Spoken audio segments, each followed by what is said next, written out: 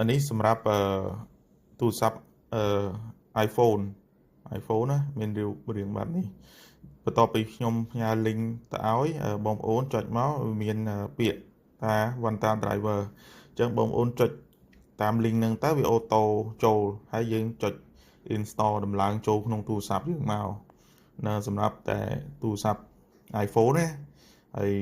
Android វាមានរូបរាងខុសៗគ្នាចឹងអានេះសម្រាប់បងប្អូនiPhone ការប្រើប្រាស់របស់ទូរស័ព្ទវាផ្សេងគ្នាហ្នឹងហើយនេះ install ចប់ហើយបងប្អូនមានពាក្យថា open ឬមួយខ្មែរថាបើកអញ្ចឹងយើងបើកមកវាមានចេញផ្ទាំងគេវាសុំការអនុញ្ញាតពីយើងដុន allow យើងវា load screen ញ៉ៃហើយអញ្ចឹង allow មកព្រោះយើងប្រើប្រាស់កម្មវិធី Vanta driver ហើយអញ្ចឹងសិតយើង allow ឲ្យវាមកព្រោះយើងប្រើប្រាស់កម្មវិធីហ្នឹងដើម្បីឲ្យ full option ណាហ្នឹងហើយយើងវាយលេខទូរស័ព្ទដែលចុះឈ្មោះជាមួយក្រុមហ៊ុនមកហើយហ្នឹងហើយ log in មកវាចូលឲ្យផ្ញើលេខកូដឲ្យយើងហើយយើងចូលទៅហើយសំខាន់យើង allow រហូតទៅ allow នេះ allow វាសុំការអនុញ្ញាតពីយើង allow មកសុំការអនុញ្ញាតហើយអានេះក៏ continue ដែរអនុញ្ញាតដែរចុចតែ QQ ខាងស្ដាំដៃហ្នឹងរហូតមកអានេះក៏សុំការអនុញ្ញាតពីយើងដែរ open អស់មកសម្រាប់ iPhone ហើយចំណុចនេះវានេះជាសិទ្ធិផុនក្រុមហ៊ុនណាក្រុមហ៊ុន iPhone សុំការអនុញ្ញាតពីអ្នកប្រើប្រាស់នៅយើងចំណុចនេះយើងចុច always មកអញ្ចឹងចង់និយាយថាយើងបើករាល់ថ្ងៃមក online full option នេះ always ចុច always អញ្ចឹងមកវា track យើងកន្លែងណាដែលគៀកភ្ញៀវហៅអញ្ចឹងណាវានឹងរោចូលអញ្ចឹងណាវាសំខាន់ចុចអានេះ always នេះ always allow continue មកអាហ្នឹងបើយើងមិនអនុញ្ញាតអាហ្នឹងយើងមិនបាច់ប្រើកម្មវិធីហ្នឹងទេអញ្ចឹងវាអត់ full ទេយើងប្រើប្រាស់កើតទេអញ្ចឹងសំខាន់យើង always វាមកអនុញ្ញាតវាមកអញ្ចឹងរួចរាល់ហើយនេះយើងគូស tick ហើយអាហ្នឹងមានន័យថាយើងផ្ដល់សិទ្ធឲ្យ Vanta driver ប្រើប្រាស់ដើម្បីទទួលភ្ញៀវទួលអីហើយអញ្ចឹងណាអូខេមកយើងត្រឡប់ទៅផ្ទាំងផនយើងវិញហើយនេះ allow continue ទៅ continue allow រហូតទៅព្រោះយើងប្រើសិទ្ធប្រើប្រាស់កម្មវិធីហ្នឹងឲ្យ full option ដើម្បីទទួលភ្ញៀវអញ្ចឹងណា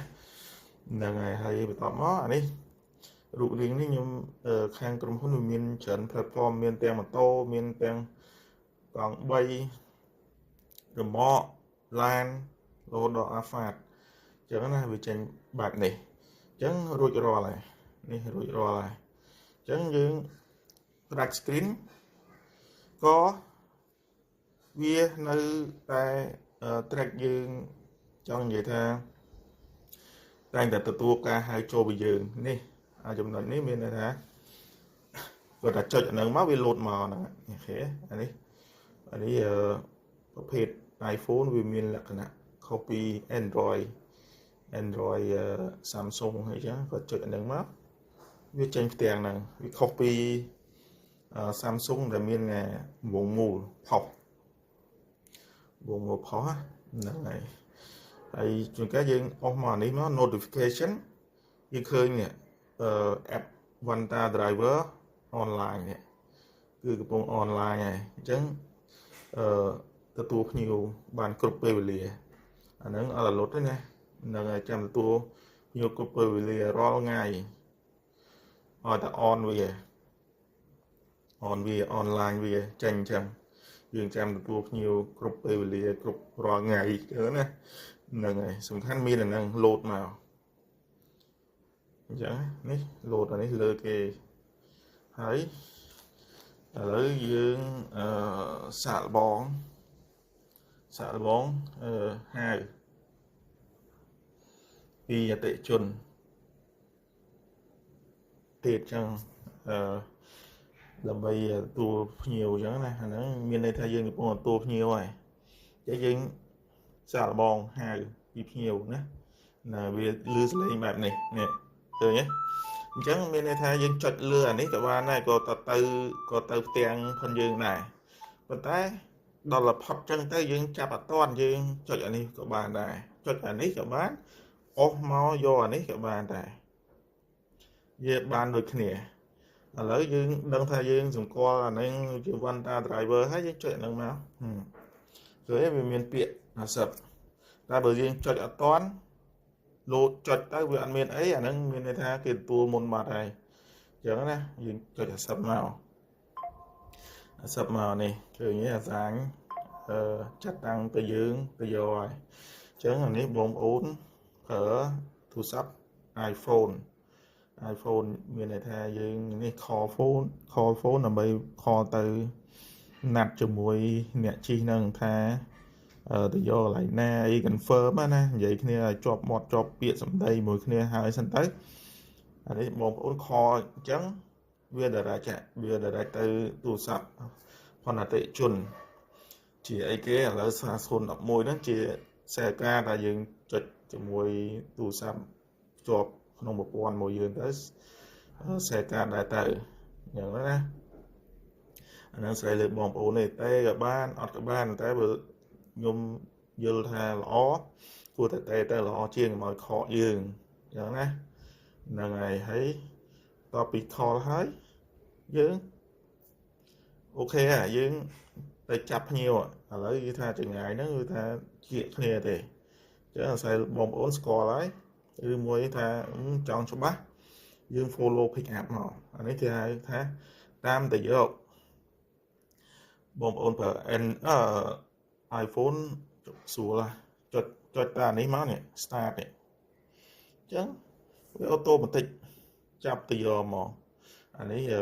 ដោយសារវា default ផង Google Maps វាចេញរូបឡានហ្នឹងហើយយើងចាប់ទៅយកគោលដៅកន្លែងភ្ញៀវនេះចំណុចក្រហមនេះហ្នឹងហើយ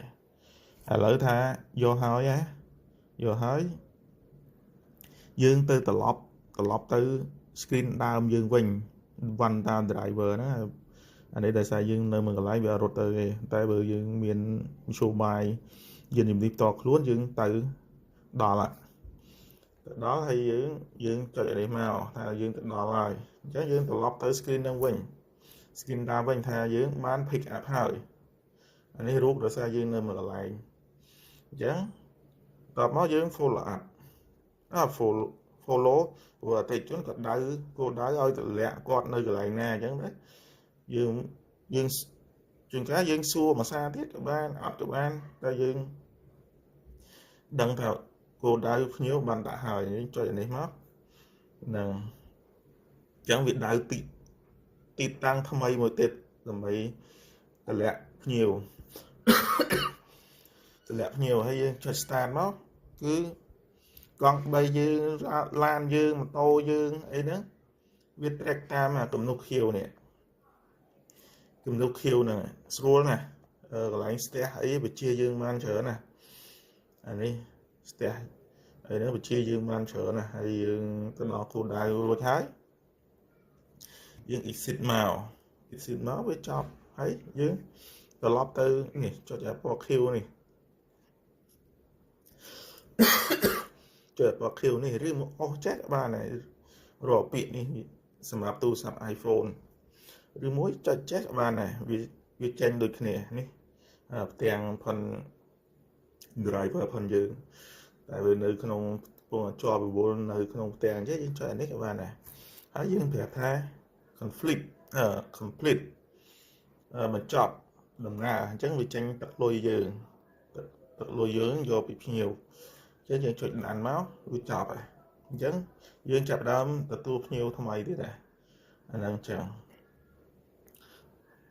ហ្នឹងហើយមានអីអានេះសម្រាប់ទូរស័ព្ទ iPhone